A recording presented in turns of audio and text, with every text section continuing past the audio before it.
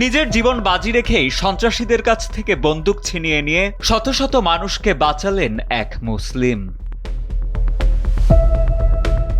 অস্ট্রেলিয়ার সিডনিতে অবস্থিত বন্ডি সৈকতে সন্ত্রাসীদের বন্দুক হামলার ভিডিও সামাজিক যোগাযোগ মাধ্যমে ভাইরাল হবার সঙ্গে সঙ্গেই নিজের সাহসিকতার জন্য আলোচনায় আসে আহমেদ আল আহমেদ নামের এই ব্যক্তিটির নাম।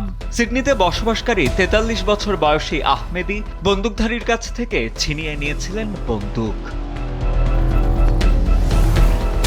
এ ঘটনার পর ব্যাপক হারে নেটিজেনদের প্রশংসা কুড়িয়েছেন তিনি। এদিকে সর্বশেষ পাওয়া তথ্য অনুযায়ী ১৪ ডিসেম্বর বন্ডি সৈকতে বন্দুকধারীদের এলোপাথারি হামলার ঘটনায় এ পর্যন্ত অন্তত ১২ জন নিহত হয়েছেন। আহত হয়েছেন পুলিশ সদস্য সহ আরও ১১ জন ব্যক্তি। এ ঘটনার পর জড়িত সন্দেহে দুজনকে পুলিশি হেফাজতে নেওয়া হয়েছে।